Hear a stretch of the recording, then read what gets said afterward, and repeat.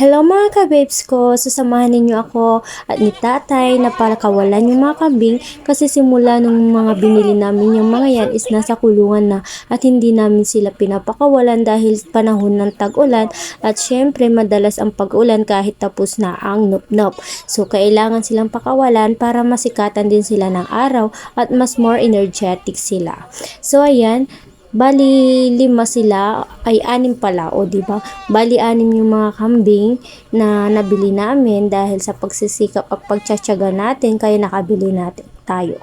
So yan, yung pagbili ko po dyan para alam ninyo is simula pa yan ng ipon ko noong nagtrabaho po ako. So kahit afam po yung jowa ko ay hindi po ako nahingi sa kanya para pambili ng mga ganyan.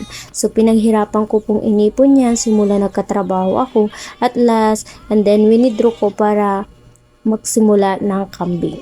Kasi nga syempre hindi naman pwede na hanggang dito lang tayo. Syempre may mga pangarap din naman tayo.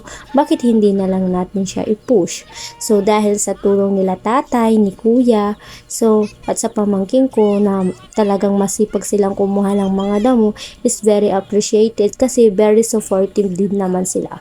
So ayan, sinamahan na ako ng aking inaanak dyan dahil hindi ko masyadong mapupuk at hindi na makabaon yung pinupukpuk ko dahil hindi pa po ako dyan kumakain mga ka-babes ko. So parang lanta-lanta at wala akong energy. So ayan, yung pamangking ko inaano niya yung maaso, nagpapa-flick sa video. Sorry. So ayan na yung dalawa. Pupunta na sila sa may bukid at kakain ng mga damo na fresh. Syempre, ayan, alam niyo ba, pinagtawanan ako ni tita ko dyan kasi parang wala daw akong buto, wala akong sigla. Siyempre, nilapitan niya ako at siya daw yung magpupukpok. Tingnan niyo yung pakpukpok niya, talagang ang lakas. Sige, binayo, nang binayo, nang binayo. Sana ganun daw. Sabi ko naman, ay tita, wala naman po kasi akong kain, kaya ganyan. Charing, joke-joke lang.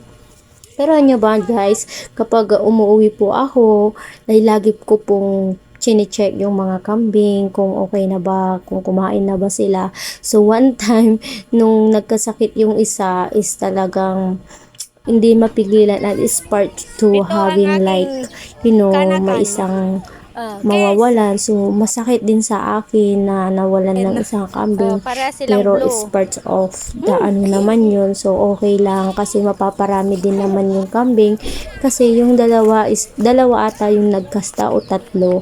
So kahit yung ito, yung pinakamaliit, yung kulay puti ay nagkasta na rin siya. So thank you Lord for the blessings na lagi mong binibigay, hindi mo kami pinapabayaan. So talaga kung may kapit ka kay Lord at talagang may pananampalataya ka sa Kanya ay hindi ka pa rin pababayaan kahit anumang pagsubok ang dumating sa ating buhay.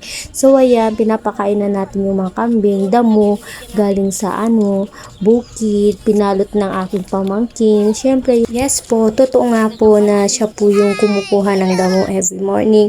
Kasi yun ang usapan namin na kapag tinulungan niya si tatay every morning sa pagkuha ng damo ay mabibigyan siya ng kanyang baon every month. Kasi nga syempre hindi naman pwede na laging hingi, kaya lagi ko po siyang sinasabihan at tinuturuan kung paano maging independent. Kasi simula nung naging 17 years old ako is parang hindi na ako masyadong nahingi kila tatay kasi maaga po akong nagtrabaho para masuportahan din yung pangangailangan ko at yung pangangailangan din nila, kasi yung laging nakafocus sa akin is yung sa pagkaroon ng magandang future para sa kanila.